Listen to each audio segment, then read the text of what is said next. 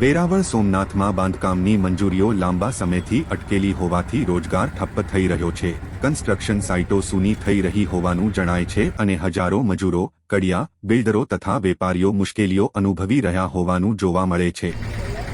Veraval development ઓથોરિટીના વિસર્જન બાદ સુડા Somnath urban development ઓથોરિટીની રચના થઈ ત્યારથી મંજૂરી પ્રક્રિયા અંગે સ્પષ્ટતા ન હોવાથી વહીવટી તંત્ર વચ્ચે ગૂંચવણ ઊભી થયેલ હોય કે અન્ય કારણોસર ઘણા સમયથી બાંધકામ મંજૂરી, લેઆઉટ પ્લાન, સબ પ્લોટિંગ સહિતની કામગીરી બંધ હોવાથી બેરોજગારીની સમસ્યા ઊભી થયેલ જોવા મળી રહેલ છે। જૂના ગામતળ તેમજ મંજૂર થયેલ ટીપી પ્લાન વિસ્તારોમાં પણ મંજૂરી ન મળતા સામાન્ય નાગરિકો અને લોન લીધેલા ઘરમાલિકો મુશ્કેલી અનુભવી રહ્યા છે।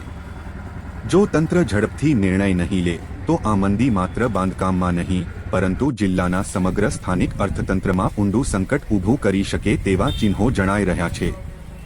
હાલ દિવાળીના તહેવારો નજીક હોવા છતાં તહેવારોની ચમક જણાતી નથી અને લોકોથી ભરચક રહેતા વિસ્તારો પણ સુમસાન મુદ્રામાં નજરે પડે છે। ત્યારે આ બેરોજગારી આગળ વધે તે પહેલા વહીવટી તંત્ર અને સરકાર આ બાબતે તાત્કાલિક ધોરણે યોગ્ય કરે તેમ લોકોમાં બોલાઈ રહ્યું છે।